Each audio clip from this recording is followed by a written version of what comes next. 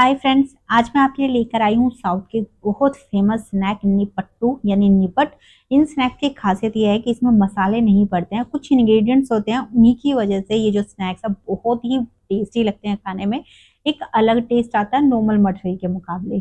तो फ्रेंड्स, उम्मीद रखती हूँ पसंद आएगी आज की रेसिपी। चलो बनाते हैं। तो निपट्टू बनाने के लिए एक स्पेशल इसका पाउडर बनाते हैं, उसी से ही इस स्नैक्स में टेस्ट आता है और यही उसकी जान भी है। तो इसके लिए आपने एक बर्तन के अंदर आधा कप सूखा नारियल डालना है। जो सूखा गोला होता है उसको आप कद्दूकस करके यहाँ पर यूज करना। वैसे आप यहाँ नारियल का बुरादा भी ले सकते हो, पर उसका वो टेस्ट नहीं आएगा जो सूखे नारियल का आएगा। साथ में आधा कप डालेंगे कच्ची वाली मूंगफली, करीबन 2 टेबलस्पून भुने हुए चने। चनों का मैंने यहाँ छिलका उतार लिया है। आप चाहो तो यहाँ फुटाना दाल भी यूज कर सकते हो। आधी छोटी चम्मच काली मिर्च और करीबन 4 पीस डालेंगे यहाँ पर साबुत वाली लाल मिर्च के। लाल मिर्च आप देख रहे हो मेरे पास थोड़ी मीडियम से साइज की है। अगर आपके पास बड़े साइज की हो तो आप 2 ऐड कर लेना। यहाँ पर तीखापन आप अपने फैमिली के टेस्ट के हिसाब से थोड़ा सा कम भी कर सकते हो। तो अब इन सारी चीजों को बिल्कुल धीमी आंच पे हमें सेक लेना है। कंटिन्यू चलाते जरूर रहना, क्योंकि सूखा नारियल बहुत जल्दी जलने लगता है। अगर वो ज्यादा चल गया तो फिर हमारे स्नैक्स में इसका कड़वा टेस्ट आएगा। तो करीबन 2-3 मिनट इसको भूनने के बाद आप देख रहे हो हल्के हल्के यहाँ पर मूंगफलियों में क्रैक्स आ गए हैं। साथ में ही नारियल का कलर चेंज हो गया और बहुत अच्छी इनमें से खुशबू आने लगी है। बस इससे ज्यादा नहीं भूनना है। अब आंच को बंद कर देना और इनको ठंडा कर लेना है। उसके बाद इन सारे मिक्सचर को हम एक जार में डाल लेंगे और फिर इसे पल्स मोड पर पीस लेंगे। यानी कुछ सेकंड चलाना है, फिर बंद करना है, फिर चलाना है, फिर बंद करना है। इस तरीके से पीसेंगे तो एक थोड़ा सा दरदरा सा पाउडर इसका हमें मिलेगा, जैसे आप यहाँ देख रहे हो। बिल्कुल फाइन पाउडर मत बनाना, उसका टेस्ट इतना अच्छा नहीं आएगा। थोड़ा सा दरदरा पाउडर रखोगे तो ज्यादा बढ़िया रहेगा। अब इस पाउडर के बाद हमें एक लेनी है प्रांत, या फिर आप कोई एक बड़ा बोल ले लेना, ताकि सारी चीजों को मिक्स करने में आसानी हो।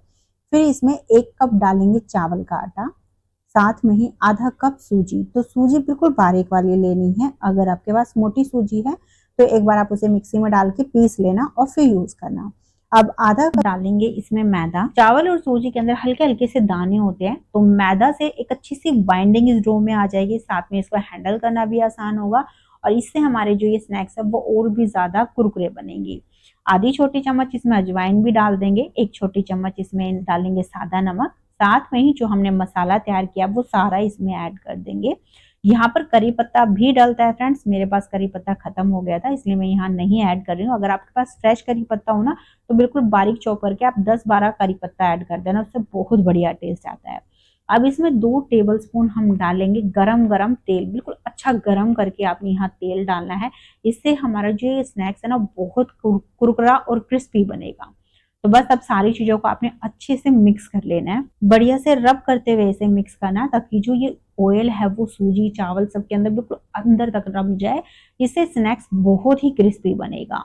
तो बस अब इसको हमें डो लगाना है। तो उसके लिए 1 कप पानी मैंने यहाँ लिया है। इस पानी को एक साथ नहीं डालना है, पहले आप थोड़ा ऐड करो, मिक्स करो, फिर जरूरत लगे उसी के हिसाब से फिर थोड़ा सा और ऐड कर दो। तो इस तरीके से आपने थोड़ा थोड़ा करके ऐड करते हुए एक मीडियम डो इसका लगा देना है। यहाँ पर आपने ज्यादा टाइट नहीं लगाना है अभी, क्योंकि हमने इसमें चावल सूजी यूज किया है तो बहुत ज्यादा पानी सोख करेगी।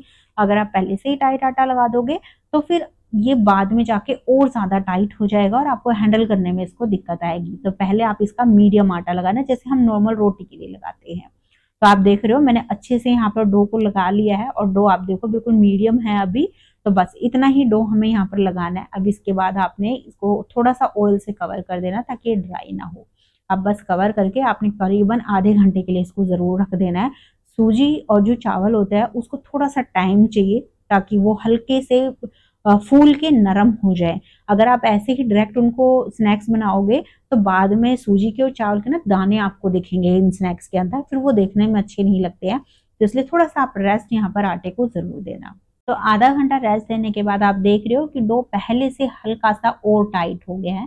तो ऐसा ही डो हमें यहाँ पर रखना है इन स्नैक्स को फ्राई करने के लिए। इससे जो स्नैक्स है वो ज्यादा क्रिस्पी बनेंगे। अब बस आप थोड़ा सा और इसे गूंथ लो। उसके बाद इसमें से हम छोटे छोटे पोर्शन तोड़ लेंगे। इस तरीके से आप छोटे छोटे सारा जो ये डो है इसके पोर्शन तोड़ के तैयार कर लें। और उसके बाद आपने एक पोर्शन ले लेना और बाकी के जो ये पोर्शन हमने कट किए इनको अच्छे से कपड़े से कवर करके रख देना ताकि ये ज्यादा ड्राई ना हो। अब इसके बाद एक पॉलिथीन शीट लेनी है और इस पे थोड़ा सा ऑयल लगा लेना है ताकि जो निपट्टू है इससे उतारने में भी आसानी हो और बेलते समय ये ज्यादा इसके ऊपर चिपके नहीं। फिर इस लोई को रखना है, थोड़ा सा हाथों से फ्लैट करना है और उसके बाद दूसरा जो पोर्शन है इसे कवर करके अब बिल्कुल हल्के हाथों से आप इसे बेल लो। यहाँ पर निपट्टू आप थोड़ा पतली साइड में ही रखना, ज्यादा मोटा होगा तो वो क्रिस्पी नहीं बनेगा। अब इसके बाद हमें इस तरीके से कोई भी रिंग या फिर कोई शार्प किनारों वाली कटोरी, गिलास या फिर कंटेनर का ढक्कन लेना है और इस पूरी के ऊपर रखकर इसको हल्का सा प्रेस करना है और फिर इसे घुमा देना है। इस तरीके से इसके जो किनारे हैं वो बिल्कुल क्लीन कटेंगे। बस अब ये जो एक्स्ट्रा आटा है उसको आप हटा देना।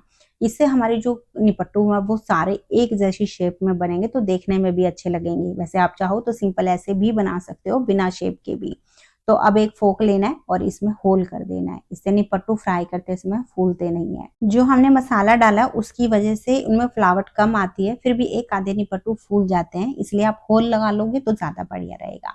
बस आपने बिल्कुल हल्के हाथों से इनको उतार लेना है। ये देखो बहुत आराम से उतर जाते हैं ऑयल लगाने की वजह से। तो इसी तरीके से आपने बाकी के जो निपट्टू है वो तैयार करना है। तो अभी सारे बनाने की जरूरत नहीं है, एक बार आप 5-7 बना कर रख लो, फिर बीच में हम फ्राई करते समय और निपट्टू बनाते जाएंगे।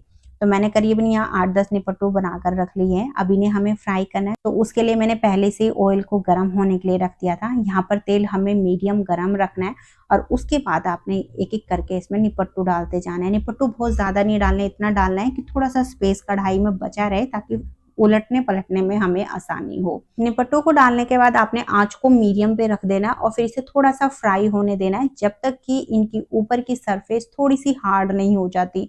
जब आपको लगे कि हल्के हल्के से ये फ्राई हो गए हैं उसके बाद आप किसी चम्मच से या झरनी वगैरह से बहुत आराम से पलट दो। यहाँ पर निपट्टू अंदर से काफी नरम होते हैं, इसलिए थोड़ा ध्यान से आपने इनको पलटना है, नहीं तो ये यहीं पर टूटने फूटने लग जाएंगे। तो बस अब आपने कुछ करना ही नहीं है, अब आपने आंच को मीडियम पर ही रखना है और इनको आराम से फ्राई होने देना है। बीच में एक आधी बार आप इनको उलट पलट कर देना ताकि निपट्टू चारों तरफ से बढ़िया से फ्राई हो जाए। तो आप यहाँ देख रहे हो निपट्टू में बहुत प्यारा सा गोल्डन ब्राउन कलर अभी आ गया है। तो बस इससे ज्यादा इनको फ्राई नहीं करना है, इनको हम निकाल लेंगे और उसके बाद आप किसी छन्नी में या फिर टिश्यू पेपर वगैरह पे इनको रख देना, जो इनके अंदर एक्स्ट्रा ऑयल वगैरह है वो निकल जाएगा। अब दूसरा बैच फ्राई करते समय भी आपने ध्यान रखना है, यहाँ पर तेल आपका मीडियम गर्म रहना चाहिए। तेल अगर आपका कम गर्म होगा तो आपके जो निपट्टू हैं वो ऑयली बनेंगे। अगर आपने तेल यहाँ पर थोड़ा ज्यादा गर्म रखा कि एकदम से निपट्टू डालते ही वो लाल हो गए तो फिर आपके निपट्टू अंदर से खस्ता और क्रिस्पी नहीं बनेंगे। तो यहाँ पर फ्रेंड्स तेल का ही टेम्परेचर आपने ध्यान रखना है। अगर आपको ऐसा लगे कि आपका तेल बहुत ज्यादा गर्म हो गया, निपट्टू एकदम से लाल पड़ रहे हैं तेल के अंदर डालते ही, फिर आप आंच को ना लो और मीडियम के बीच में कर देना। और अगर आपको ऐसा लगे कि तेल थोड़ा सा कम गर्म हो रहा है तो आप आंच को मीडियम और हाई के बीच में भी रख सकते हो। बस आपने यही ध्यान रखना है निपट्टू को फ्राई करते समय। तो आप देख रहे हो जो दूसरा बैच है ये भी बहुत अच्छे से फ्राई हो गया है, तो बस इसे भी निकाल लेंगे। तो इसी तरीके से आपने सारे जो निपट्टू हैं उनको फ्राई कर लेना है। तो आपने देख लिया कितना इजी है निपट्टू बनाना, और अभी निपट्टू को देखने से भी आपको पता चल रहा होगा कि बहुत ही कुरकुरे और खस्ता बने हैं। पर मैं एक तोड़ के आपको दिखा देती हूँ। देखो मेरे तोड़ने से आपको अंदाजा लग ही गया होगा कि बहुत ही बढ़िया निपट्टू बनकर तैयार हुए हैं। बिल्कुल भी ऑयली नहीं है, अच्छे से खस्ता बने हैं, कुरकुरे बने हैं और बहुत टेस्टी बनते हैं। जो नॉर्मल हम मठरी खाते हैं ना उससे थोड़ा सा अलग टेस्ट आता है इसका। अगर आज तक आपने कभी इसको ट्राई नहीं किया है तो एक बार जरूर बनाना इसको और उसके बाद अपना फीडबैक मेरे साथ शेयर करना बिल्कुल मत भूलना। तो उम्मीद रखती हूँ फ्रेंड्स अभी तक आपको ये रेसिपी पसंद आई है। अगर थोड़ी सी भी अच्छी लगे तो प्लीज लाइक जरूर करना, कमेंट भी करना, साथ में ही चैनल को सब्सक्राइब करना बिल्कुल मत भूलना। तो चलिए फ्रेंड्स मिलते हैं फिर आपसे एक नई रेसिपी के साथ।